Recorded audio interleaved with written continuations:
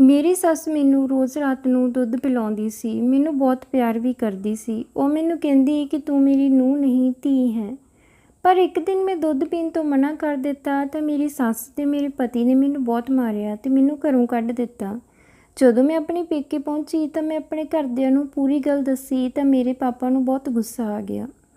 ਉਹਨਾਂ ਨੇ ਕਿਹਾ, ਮੈਂ ਤੇਰੀ ਸੱਸ ਤੇ ਪਤੀ ਨੂੰ ਨਹੀਂ ਛੱਡਾਂਗਾ, ਉਹਨਾਂ ਨੂੰ ਇਸ ਦੀ ਸਜ਼ਾ ਜ਼ਰੂਰ ਮਿਲੇਗੀ।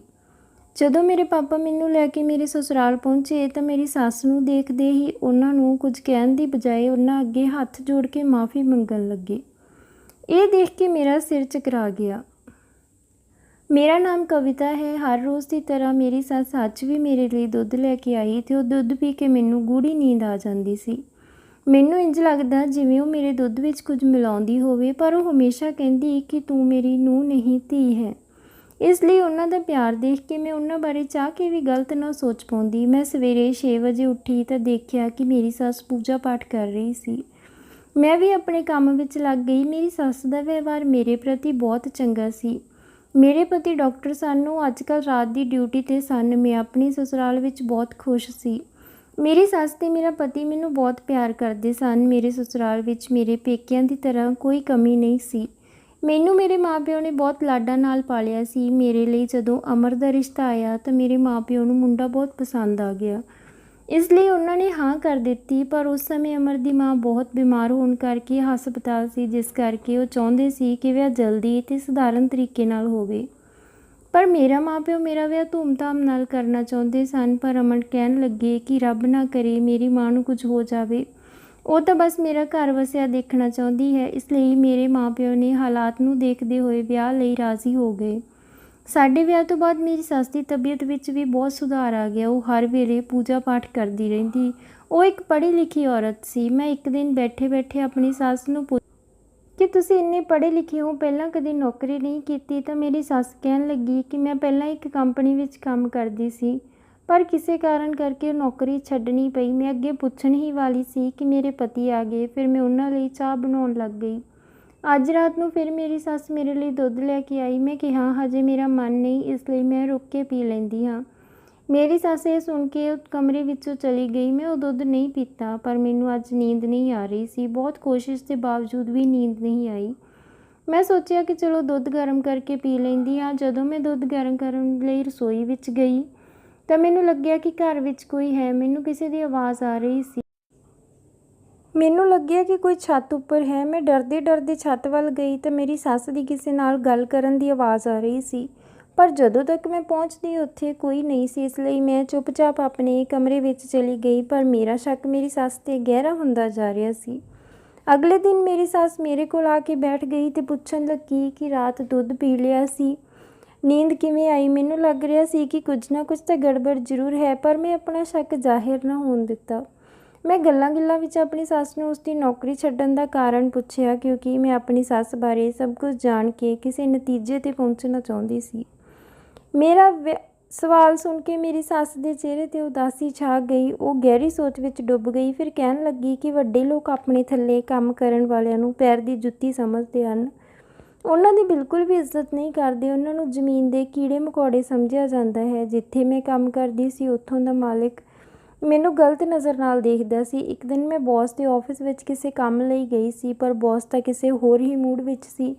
ਉਸਨੇ ਮੇਰੇ ਨਾਲ ਜ਼ਬਰਦਸਤੀ ਕਰਨ ਦੀ ਕੋਸ਼ਿਸ਼ ਕੀਤੀ। ਜਦੋਂ ਮੈਂ ਰੌਲਾ ਪਾਇਆ ਤਾਂ ਉਸਨੇ ਮੈਨੂੰ ਹੀ ਸਾਰੇ ਸਟਾਫ ਦੇ ਸਾਹਮਣੇ ਗਲਤ ਸਾਬਿਤ ਕਰ ਦਿੱਤਾ ਤੇ ਮੈਨੂੰ ਨੌਕਰੀ ਵਿੱਚੋਂ ਕੱਢ ਦਿੱਤਾ। ਮੈਂ ਸਭ ਨੂੰ ਸੱਚਾਈ ਦੱਸਣ ਦੀ ਕੋਸ਼ਿਸ਼ ਕੀਤੀ, ਪਰ ਬੌਸ ਦੇ ਸਾਹਮਣੇ ਮੇਰੀ ਕੀ ਔਕਾਤ ਸੀ। ਮੇਰੀ ਕਿਸੇ ਨੇ ਨਾ ਸੁਣੀ। ਮੇਰੀ ਸਭ ਦੇ ਸਾਹਮਣੇ ਬੇਇੱਜ਼ਤੀ ਕਰ ਦਿੱਤੀ ਗਈ। ਆਪਣੀ ਕਹਾਣੀ ਸੁਣਾਉਂਦੇ ਮੇਰੀ ਸੱਸ ਦੀਆਂ ਅੱਖਾਂ ਵਿੱਚੋਂ ਹੰਝੂ ਆ ਗਏ। ਮੈਨੂੰ ਆਪਣੀ ਸੱਸ ਲਈ ਬਹੁਤ ਬੁਰਾ ਲੱਗ ਰਿਹਾ ਸੀ। ਅੱਜ ਰਾਤ ਫਿਰ ਮੇਰੀ ਸੱਸ ਦੁੱਧ ਲੈ ਕੇ ਆਈ, ਪਰ ਮੈਂ ਕਿਹਾ ਕਿ ਮੈਂ ਬਾਅਦ ਵਿੱਚ ਪੀਂਦੀ ਹਾਂ ਤੇ ਸੌਣ ਦਾ ਨਾਟਕ ਕਰਨ ਲੱਗੀ। ਕੁਝ ਸਮੇਂ ਬਾਅਦ ਮੇਰੀ ਸੱਸ ਮੈਨੂੰ ਸੁੱਤਾ ਦੇਖ ਕੇ ਵਾਪਸ ਚਲੀ ਗਈ। ਮੈਂ ਥੋੜ੍ਹੀ ਦੇਰ ਬਾਅਦ ਦੱਬੇ ਪੈਰੀਂ ਕਮਰੇ ਵਿੱਚੋਂ ਬਾਹਰ ਆਈ ਤਾਂ ਮੈਨੂੰ ਛੱਤ ਤੋਂ ਆਵਾਜ਼ ਆ ਰਹੀ ਸੀ। ਮੈਂ ਜਾ ਕੇ ਦੇਖਿਆ ਤਾਂ ਉੱਥੇ ਕੋਈ ਆਦਮੀ ਮੇਰੀ ਸੱਸ ਨਾਲ ਗੱਲਾਂ ਕਰ ਰਿਹਾ ਸੀ। ਉਹ ਮੇਰੀ ਸੱਸ ਨੂੰ ਕਹਿ ਰਿਹਾ ਸੀ ਕਿ ਆਪਣਾ ਧਿਆਨ ਰੱਖਿਆ ਕਰ। ਮੈਂ ਇਹ ਸਭ ਦੇਖ ਕੇ ਹੈਰਾਨ ਸੀ। ਮੇਰੇ ਅੰਦਰ ਇੱਕ ਅਜੀਬ ਕਸ਼ਮਕਸ਼ ਸੀ। ਇੱਕ ਪਾਸੇ ਤਾਂ ਮੇਰੀ ਸੱਸ ਕਹਿ ਰਹੀ ਸੀ ਕਿ ਉਸ ਨਾਲ ਉਸਦੇ ਬੌਸ ਨੇ ਗਲਤ ਕੀਤਾ ਤੇ ਇੱਕ ਪਾਸੇ ਉਹ ਇਸ ਤਰ੍ਹਾਂ ਰਾਤ ਨੂੰ ਕਿਸੇ ਗੈਰ ਮਰਦ ਨੂੰ ਮਿਲ ਰਹੀ ਸੀ। ਮੈਨੂੰ ਆਪਣੀ ਸੱਸ ਦੀ ਕਿਸੇ ਗੱਲ 'ਤੇ ਭਰੋਸਾ ਨਹੀਂ ਹੋ ਰਿਹਾ ਸੀ। मैं अपने कमरे विचों चली गई तो सोचन लगी कि यह गल अपने पति नूं किवें दसांगी, वो मेरी गल दा भरोसा करनगे भी जां नहीं। एक दो दिन बाद मैं अपने पति नूं कहा कि तुहाडी मां रात नूं छत ते किसी गैर मर्द नूं मिलदी है।